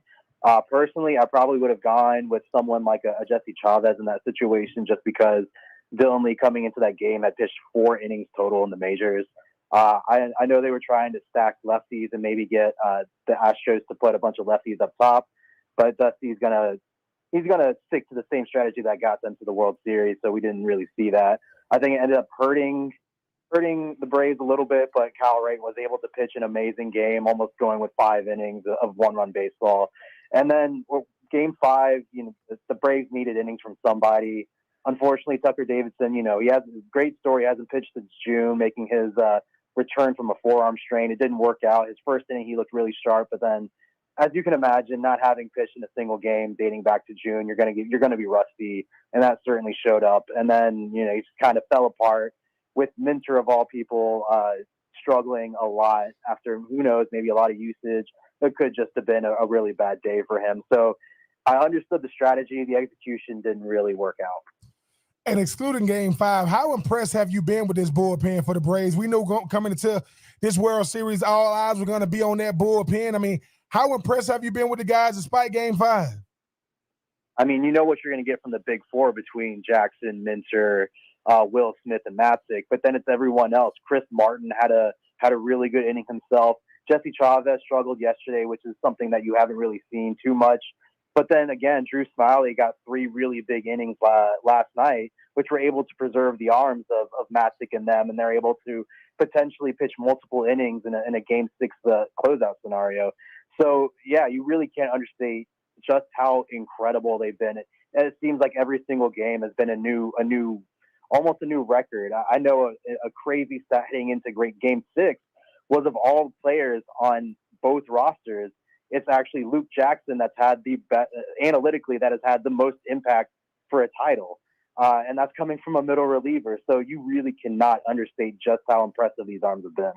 And again, you talk about who pitched last night there, Gaurav, and I think lost in all that, you saw a lot of fans kind of complaining about it last night is, Brian Snitker, for as much as you can in a 7-game series, but given the roster, he's kind of playing the long game, right? He's like, hey, you're only down 2 runs. Why are you not pitching, Matzik or Luke Jackson in that game? Obviously to save them for a game 6 or game 7 when it's all out there on the line, and not blowing through them last night when, it was only 2 runs, but you could have really used them up in a game that you may not have come back and won anyway. Yeah, and I think it's just Snitker playing strategy there. I totally understand the idea of pitching your biggest arms and maintaining that 2-run lead and try and chip away at that. I think Snitker just played odds, right? They're going to have to beat us time. Give the opportunity, Matzik pitched 2 innings on Tuesday night. Minter, again, will be available. All these arms should be pretty fresh. I understand the strategy. You could really go both ways, but I think Snitker went the right decision. What strategy you think helped the Braves the most? I mean, trying to get out to an early lead and make Houston Astros chase them down, or do you think it's more the late game heroics? I mean, I know we've seen both, but which one do you think kind of favors them going into game 6? It's easily got to go with the early lead. The Astros are such an offensive juggernaut. They go, especially over in the AL now where they have the DH, they go 1 through 9 really, really deep. So you want to try and almost humiliate them, right? Set the tone, score as much as you can early on, and then kind of rein in because you're going to have some younger arms pitch. You have some players struggling. You know, Ozzy's most likely to get moved down. So if you can really come out the gates, it's Soler, Freeman, Rosario, Riley can really start off the game strong, put some runs on the board, and then hope that, you know, Max Fried is able to be the Max Fried from the end of the last game.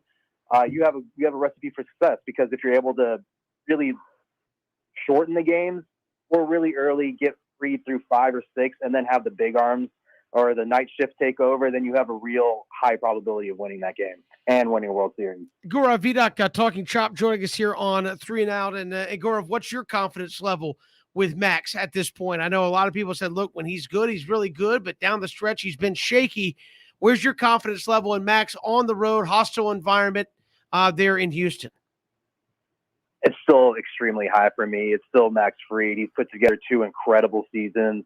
I really hope that it was him tipping pitches. I know that was a lot of the talk, is him tipping pitches. By the end of game 2, he really seemed to have found his stride, and he was attacking the Astros and really settled in.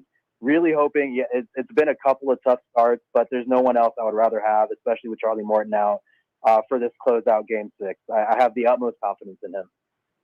Whether it's curses and all this nonsense that goes on with it, with the Braves and trying to get over that hump, what is it going to mean, not just to the Braves organization, but to the city of Atlanta, if the Braves can finally get this thing done in game 6? Oh, it officially ends what everyone has been talking about for quite some time, and that's the Atlanta sports curse. It seems like none of these teams are destined to win. Outside of Atlanta United, none of them seem destined to win the big game. I think as dramatic as this sounds, it really helps restore some of the faith for the fans that their big teams can win at any point. And again, I feel like you should have a lot of confidence in against all that. I've been on the show saying, look, all that stuff is nonsense. You either make a play or you don't. And this team is good. This team has been clutch. This team has made plays, and I still feel good. Going to Houston, the mindset of, hey, we need to take 1 of 2 from Houston. You did that. You take 2 of 3 in Atlanta. You did that. Now you take 1 of 2 in Houston, and the Astros have to beat you 3 times in a row, but you take 1 of 2 in Houston and you're world champs. I mean, this is a team. I know Ozzy Albies is struggling, but you look at the rest of the lineup, they've all kind of had individually their own moments in this series where they've come up huge for you. And we're back in Houston. There's not going to be a single starting pitcher hitting. Yeah, that's Max Fried out there, and he's great with the bat in his hands, but it's still a pitcher hitting. It's just such a deep lineup. You're able to drop Ozzy down. You're able to potentially move up, Adam Duvall, Travis d'Arnaud up a little bit. And then at the end of your lineup, you're looking at a combo of Ozzy and Dansby. That's a whole lot of speed up on that, potentially on the base patch for Rosario, for Soler. The bats still have a chance. We're still in a great spot. Again, like you said, they have to win. Houston has to win 3 in a row. And yeah, the Dodgers did it last year, but probability wise, the chances of that happening twice are extremely low. And you have to maintain confidence. You have exactly who you want on the mound on game 6. And if it has to go to a game 7, Astros are struggling with their starting pitching as well. Their bullpen pitched a ton of innings as well. Ian Anderson just came off of technically a no-hitter. He struggled a little bit, but still a no-hitter. You have to like the Braves odds. Rosario has played. I mean, he's played the hero. We've seen Swanson and Soler play the hero. Obviously, Masick and Will Smith and those guys have been lights out. Do you think this is fitting? If the old consummate professional Freddie Freeman goes out and have won the game of his life, especially when his new contract pending for him to go out there and kind of show the world who he is and what he is in game 6? It would be only the most fitting end, if you ask me, between the MVP last year and then this is the last year of his contract. I totally expect the Braves to re-sign him, but for his last moment, on this contract, for it to be a huge game to propel the team to a title, it's got to be the most fitting way possible. Yeah, he's just adding zeros to whatever the Braves are going to offer at this point, the way it's gone this postseason. But again, you go back to Houston, Gaurav, do the Braves, and hopefully you understand what I'm saying when I say this, are the Braves treating game 6 like game 7? Like, do you manage game 6 like it's game 7 to try to get it done and don't give the Houston crowd a chance to show up on Wednesday night in a game 7? Do you manage it like a game 7? 100%. If the Braves have a lead late, we're talking 5 or 6 innings, or after the 5th or 6th inning, I 100% expect Brian Snitker to go really, really aggressive with his arms. Luke Jackson for 1 or 2 innings, Matzik for 2 innings. I expect him to shorten the game as much as possible if there's a lead. So again, if you have a lead in the World Series, you have to go all in. If Max Fried is doing well, I still think he's got a pretty short leash, even if the Braves do have a lead, because you want to play the odds. You want to get your best players out there. You have to go for it all, as far as I'm concerned. So if the Braves have a lead, in the 3rd to 4th inning, you might see Brian start to get really aggressive with these arms.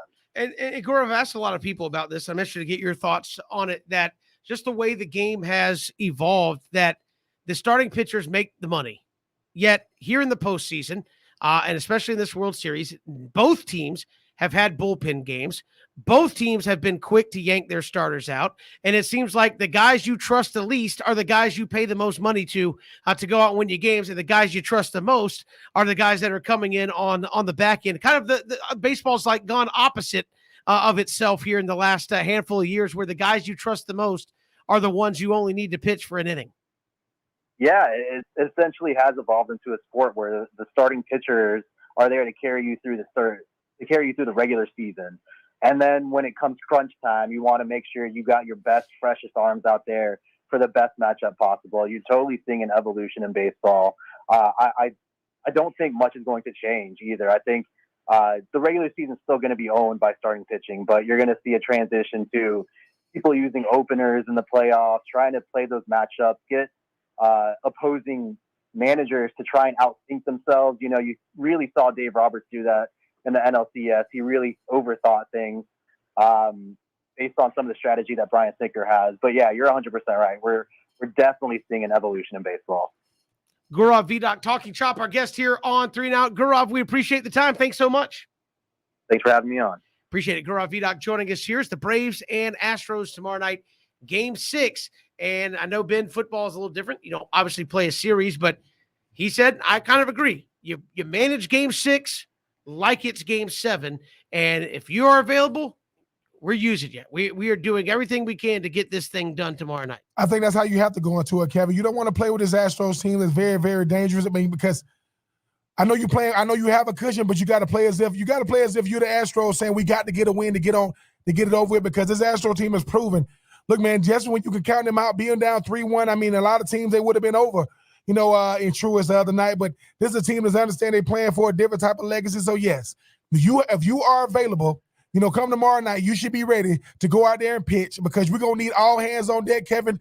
I need your best stuff for 1 or 2 innings, because we don't want to have to go to a game 7, win all type game, because that doesn't favor well for a Braves team that doesn't seem to play well on the road. Well, we'll see what happens again tomorrow night. I think, again, Max Fried, as he said, the guy you want out there on game 6 to go out there and try to close this thing out. We will see what happens. We'll come back. We'll talk a little Georgia football. Brooks Austin, Dogs Daily on SI. We'll hear from him next here on 3 and Out.